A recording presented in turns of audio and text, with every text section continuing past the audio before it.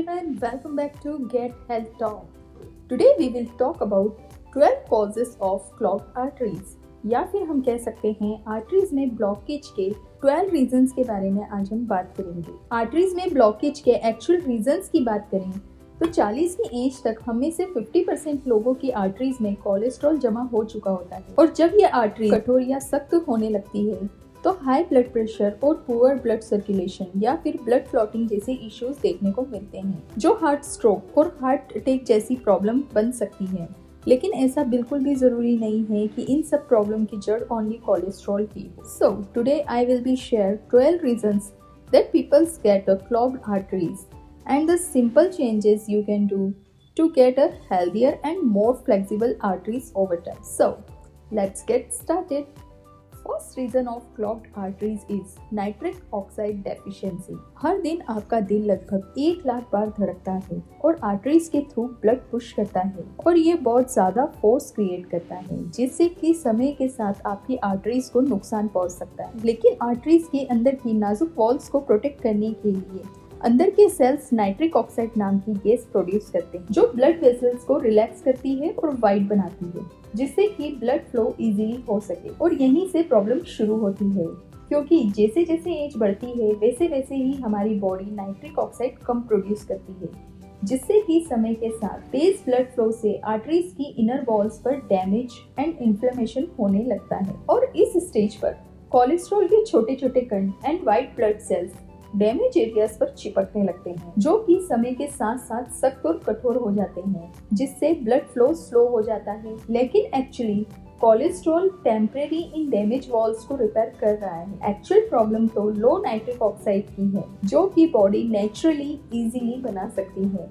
वो कैसे, ये मैं आपको आगे वीडियो में जरूर बताऊंगी। बट एक्चुअली क्वेश्चन ये है कि नाइट्रिक ऑक्साइड कम होने का कारण क्या है। Why do nitric oxide level drop? तो इसका मेन रीजन है ब्लड में शुगर का ज्यादा होना। अगर आप high refined sugar carbs consume करते हैं फूड्स एंड ड्रिंक्स के थ्रू तो ये क्विकली कन्वर्ट हो जाती है ब्लड शुगर में और ये आर्टरीज की वॉल्स में मौजूद प्रोटीन से चिपक जाती है। इससे कि उन कोशिकाओं को नुकसान पहुंचता है जिससे वो खुद को आराम देने के लिए सफिशिएंट नाइट्रिक ऑक्साइड प्रोड्यूस नहीं कर पाते हैं। इसीलिए जंक फूड खाने वाले लोगों में ब्लड प्रेशर बढ़ने की संभावना ज्यादा रहती है। हालांकि अगर सबसे खराब शुगर या मीठे की बात की जाए तो वो है फ्रुक्टोज। फ्रुक्टोज 10 टाइम्स ज्यादा रिएक्टिव होती है जिसका मीनिंग सीधा सीधा ये है कि ये आपके ब्लड में स्टिकी प्रोटीन बनाने की ज्यादा पॉसिबिलिटी रखती है। इससे न सिर्फ क्लॉग्ड एंड डैमेज आर्टरीज का रिस्क बढ़ सकता है बल्कि आपकी पूरी बॉडी में कोलेजन को भी कमजोर कर सकती है जैसे कि स्किन, रीढ़ की हड्डी और घुटनों या जोड़ों में भी प्रॉब्लम क्रिएट कर सकती है। Unfortunately high fructose corn syrup market में सस्ती मिलती है इसीलिए मैन्युफैक्चरर इसको ज्यादा यूज करते हैं। मिठाइयों में sodas, cold drinks, sauces, ketchup, चाय एंड कॉफी प्रीमिक्स और तो और रेस्टोरेंट्स में डिशेस के टेस्ट को बैलेंस करने के लिए या फिर इनहेंस करने के लिए भी इसका यूज किया जाता है। इसके अलावा fast foods, candies, baked goods में भी इसको यूज किया जाता है जो है फ्रुक्टोज। लेकिन इसका मतलब ये बिल्कुल नहीं है कि होल फ्रूट्स में मौजूद फ्रुक्टोज समस्या है क्योंकि fruits naturally fibre and antioxidants से भरपूर होते हैं तो धीरे धीरे बॉडी में एब्जॉर्ब हो जाते हैं। But fruit juices are not a good option because processed food juices में फाइबर निकल जाता है और इसमें ढेर सारी चीनी होती है और प्रोसेस के दौरान इसमें से विटामिन सी भी रिमूव हो जाता है। यही बात सभी अल्ट्रा प्रोसेस्ड फूड्स पर भी लागू होती है जो आपके लीवर को फोर्स करते हैं आपके द्वारा खाए गए एक्स्ट्रा कार्बोहाइड्रेट्स को फैट्स में कन्वर्ट करने के लिए। तो ऐसे नेसेसरी नहीं है कि जो हम भोजन करते हैं उसमें जो कोलेस्ट्रॉल मौजूद होता है वो ही आर्टरीज को ब्लॉक करने का काम कर रहा है बल्कि कार्बोहाइड्रेट्स ही एक खतरनाक प्रकार के कोलेस्ट्रॉल यानी कि एलडीएल में बदल जाता है। इस टाइप का कोलेस्ट्रॉल छोटा और ज्यादा चिपचिपा होता है और इसके कारण आर्टरीज वॉल्स में अंदर फंस कर ये प्लाक बनाने लगता है। मैं यहाँ ये भी मेंशन करना चाहूंगी कि अल्कोहल भी ब्लड में फैट्स के स्तर को बढ़ाती है और नाइट्रिक ऑक्साइड को भी कम करती है। जब इन चीजों से होने वाले नुकसान डे बाय डे होते रहते हैं तो आपके शरीर लगातार लो ग्रेड इन्फ्लेमेशन की स्थिति में चला जाता है। सालों से होने वाले डैमेज और इन्फ्लेमेशन आर्टरीज में जमे हुए प्लाक को हार्ड कर देते हैं और आर्टरीज के अंदर के सेल्स एक्चुअली बदलने लगते हैं और ये हड्डी बनाने वाली कोशिकाओं की तरह काम करने लगते हैं। तो कोलेस्ट्रॉल के पार्टिकल्स या स्कार टिश्यूज ये सब सीमेंट जैसे हार्ड मटेरियल्स के जैसे होने लगते हैं, जिससे ब्लड वेसल्स सख्त हो जाती है और high blood pressure, poor blood circulation और भी कई प्रॉब्लम्स फॉर्म होने लगती है। अगर क्लॉग्ड आर्टरीज के अगले रीजन की बात करें तो वो है ओमेगा 6 ऑयल्स। जब भी कोई पर्सन फ्राइड फूड्स, वनस्पति तेल का यूज करता है तो इससे लीवर पर स्ट्रेस आता है और VLDL नाम का फैटी पार्टिकल ब्लड स्ट्रीम्स में एंटर करता है, जिससे कि ब्लड गाढ़ा और चिपचिपा हो जाता है और आर्टरीज में प्लाक जमने या रुकावट पैदा करने वाली संभावनाएं बढ़ जाती है। आर्टरीज में सूजन का एक और बड़ा रीजन है जिसे लोग अक्सर नजरअंदाज करते हैं, वो है chronic stress and poor sleep. Studies के अकॉर्डिंग अगर आप अच्छी नींद नहीं लेते हैं या हेल्दी स्लीप नहीं लेते या नींद में कोई कमी रहती है तो ये अगले दिन आपके कॉर्टिसोल लेवल को 45% तक बढ़ा देता है। कॉर्टिसोल जो है ये एक स्ट्रेस हार्मोन होता है और जब ये लंबे समय तक हाई लेवल पर रहता है तो ये ब्लड शुगर को बढ़ा देता है, हाई ब्लड प्रेशर की प्रॉब्लम क्रिएट करता है और धीरे धीरे समय के साथ आर्टरीज की नाजुक परत को भी नुकसान पहुंचाने लगता है। One of the surprising thing is your oral bacteria. मसूड़ों में मौजूद बैक्टीरिया की इस सूजन का आश्चर्यजनक कारण हो सकते हैं और स्टडीज में पाया भी गया है कि गम डिजीज बैक्टीरिया एक्चुअली आपके ब्लड स्ट्रीम्स में एंटर कर सकते हैं और आर्टरीज की परत में इंफेक्शन पैदा कर सकते हैं और ये आर्टरीज में सूजन और प्लाक बनाने की प्रक्रिया भी शुरू कर सकते हैं। इसलिए बढ़ती उम्र के साथ आपको डेंटिस्ट के पास जाना चाहिए रेगुलर चेकअप के लिए, ताकि जितना हो सके माउथ क्लीन और जर्म फ्री रहे, क्योंकि ये भी आर्टरीज में ब्लॉकेज का एक मेन रीजन हो सकता है। अनदर रीजन इज आर्टरीज में कैल्शियम के जाने से ही वो सख्त हो सकती है। यंग एज में जनरली आर्टरीज में जमा कोलेस्ट्रॉल सॉफ्ट होता है, बट एक्चुअली कैल्शियम ही वह ऐसी चीज है जो अंदर जाकर बाद में प्लाक को हार्ड बना देती है। यही मेजर प्रॉब्लम है। कैल्शियम युक्त प्लाक कहीं ज्यादा डेंजरस होता है क्योंकि ये आर्टरीज को ज्यादा हार्ड बना देता है और उसमें थक्के जमने की संभावना को भी बढ़ा देता है। For example calcium carbonate supplements को शरीर के लिए पचाना बहुत ही ज्यादा मुश्किल हो सकता है और बॉडी के अंदर मौजूद प्लाक को ये हार्ड बनाने का काम करता है। इसलिए हमेशा कैल्शियम की गोलियां या सप्लीमेंट्स खाने के बजाय आप दूध,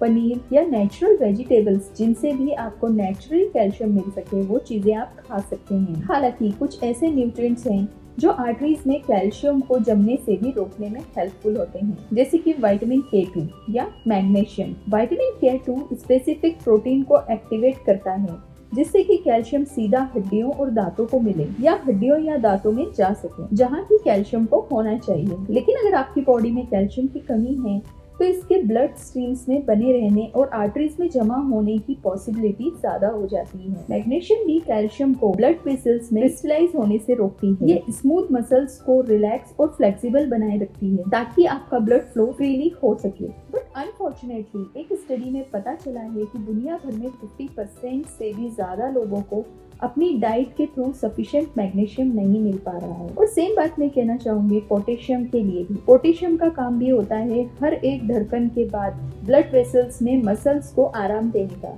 लेकिन जब पोटेशियम की कमी होती है तो arteries will be more constricted. इसका मतलब है आर्टरीज अधिक ज्यादा संकुचित रहती है जिससे कि नाइट्रिक ऑक्साइड सिग्नलिंग कम हो जाती है। तो जब भी हम sugar, refined carbs and junk foods खाते हैं तो पोटेशियम की कमी होने लगती है। लेकिन हम ढेर सारी वेजिटेबल्स एंड सर्टेन फूड्स खाकर आसानी से बॉडी में इसके लेवल को बढ़ा सकते हैं। अब नंबर 12 भी एक बड़ी समस्या है, gut diabetes. Junk foods, alcohol, antibiotics, artificial sweeteners ये सभी आपके पेट में रहने वाले माइक्रोब्स के बैलेंस को बिगाड़ सकते हैं। जब कुछ खास तरह के बैक्टीरियाज बहुत ज्यादा मात्रा में बढ़ जाते हैं तो वो TMAO नाम का कंपाउंड प्रोड्यूस करने लगते हैं। TMAO डायरेक्टली हार्ट प्रॉब्लम जैसे कि आर्टरीज में ब्लॉकेज और किडनी में प्रॉब्लम से जुड़ा हुआ होता है। तो जब हम ये समझ ही चुके हैं कि हमारी आर्टरीज को कौन सी चीजें या क्या नुकसान पहुंचाती है, तो अब क्वेश्चन ये है कि क्या हम टाइम के साथ एक्चुअली आर्टरीज को अनक्लॉग या साफ कर सकते हैं। एक्चुअली रिसेंटली कुछ सालों में रिसर्चर्स ने बॉडी में कुछ ऐसे नेचुरल सिम्टम्स को आइडेंटिफाई किया है जो एक्चुअली आर्टरीज वॉल को रिपेयर एंड प्रोटेक्ट कर सकते हैं। कुछ ट्रांसपोर्टर्स एंड प्रोटीन्स को एक्टिवेट करके जो एक्सेस कोलेस्ट्रॉल और कैल्शियम को आर्टरीज से बाहर निकाल सकते हैं। तो आइए जानते हैं कि आप कैसे अपनी आर्टरीज को नेचुरली क्लीन करने में अपने आप को हेल्प कर सकते हैं। Step 1, stabilize and clear plaque. सबसे पहले हमको आर्टरीज में जमा प्लाक को साफ करने के लिए कुछ करना चाहिए। हमारी बॉडी में रिवर्स कोलेस्ट्रॉल ट्रांसपोर्ट नाम का एक नेचुरल सिस्टम होता है। इससे कोलेस्ट्रॉल को आर्टरी से बाहर निकालकर लिवर में ले जाने में हेल्प मिलती है, जहां इसे रिमूव या रिसाइकल किया जा सकता है। अगर हम डेली नेचर के बीच लॉन्ग वॉक करें तो ये सिस्टम को एक्टिवेट करने में हेल्पफुल होता है। इसके साथ ही नियासिन जैसे कुछ न्यूट्रिएंट्स के साथ इस प्रोसेस को एक्टिवेट करने में हेल्प मिलती है।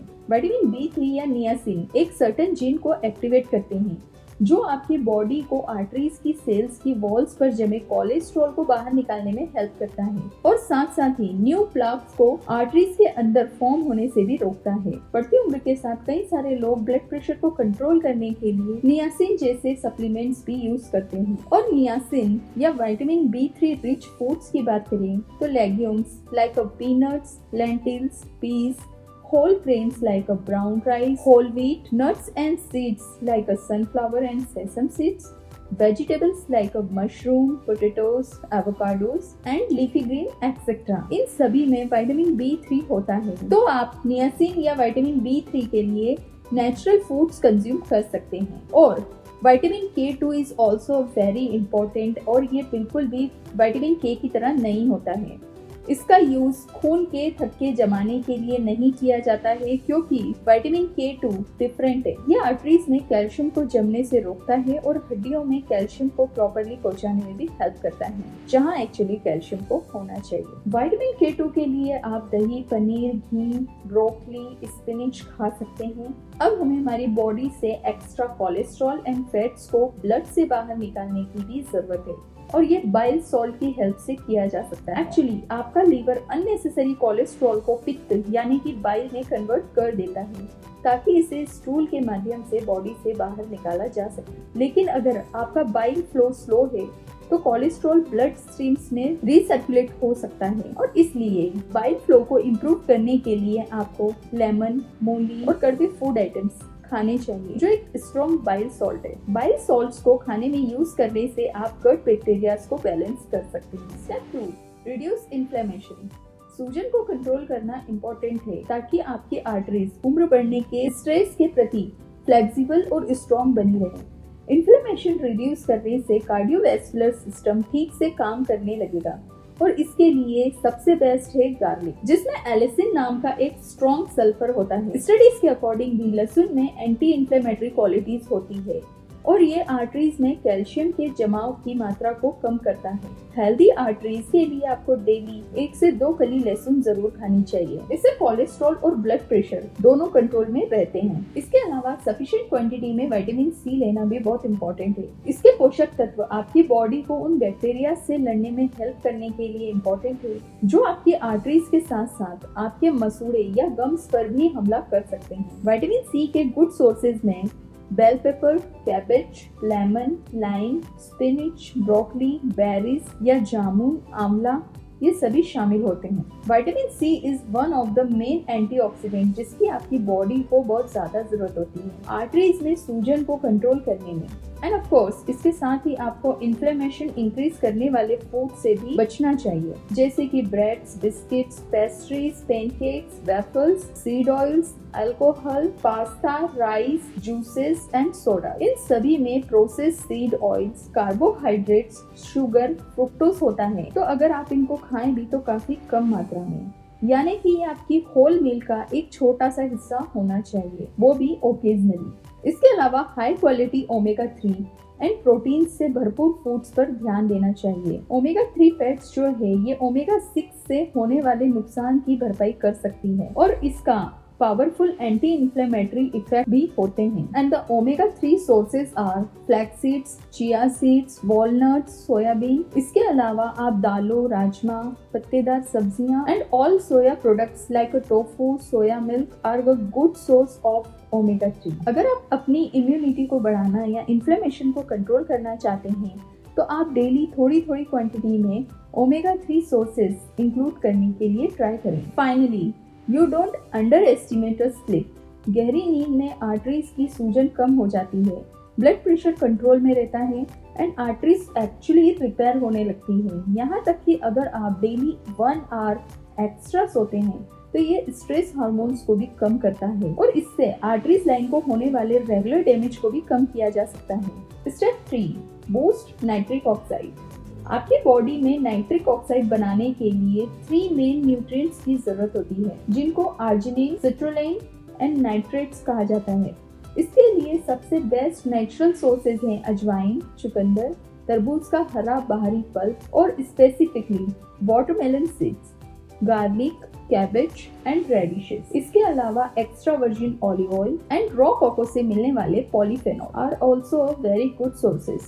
आप इन सभी सोर्सेज को अपनी डाइट में इंक्लूड करके ज्यादा नाइट्रिक ऑक्साइड फॉर्म करने में हेल्प कर सकते हैं, ताकि ब्लड फ्लो फ्रीली हो सके आर्टरीज में बिना किसी रुकावट के। ये सभी फूड्स जिनके बारे में हमने अभी बात की है, ये आप पूरे वीक में बारी बारी से डाइट में इंक्लूड करने के लिए ट्राई कर सकते हैं। I should also mention sunlight और इंफ्रारेड रेज, जो कि नेचुरली सनलाइट से निकलती है। ये नाइट्रिक ऑक्साइड लेवल को बढ़ाती है नेचुरली, साथ ही सफिशिएंट विटामिन डी देती है। कार्डियोवैस्कुलर सिस्टम में विटामिन डी जो है वो एंटी इंफ्लेमेटरी हार्मोन की तरह काम करता है, इसलिए जितना हो सके सनलाइट में बाहर निकलें या फिर विंटर्स में विटामिन डी सप्लीमेंट्स ले सकते हैं आप डॉक्टर से कंसल्ट करके। इसके अलावा अदर की न्यूट्रिएंट्स इज मैग्नीशियम। मैग्नीशियम बहुत जरूरी है आर्टरीज की मसल्स को रिलैक्स करने के लिए, ताकि ब्लड फ्लो इजीली हो सके। इसके अलावा आर्टरीज में जमे हुए कैल्शियम युक्त प्लाक को तोड़ने के लिए भी मैग्नीशियम हेल्प करते हैं। जिन लोगों में मैग्नीशियम की कमी होती है उनमें high blood pressure, high level of stress होने की पॉसिबिलिटी भी ज्यादा होती है, इसलिए हर दिन मैग्नीशियम रिच फूड खाने के लिए फुली ट्राई करना चाहिए। Magnesium sources are avocado, pumpkin seeds, wild salmon, green onion, peanut butter, green leafy vegetables, soak almonds, raw cocoa powder. इसके अलावा आपको चीप मैग्नीशियम ऑक्साइड और मल्टीविटामिन सप्लीमेंट्स को टोटली अवॉइड करना चाहिए, क्योंकि ये बॉडी में बहुत कम मात्रा में एब्सॉर्ब होते हैं।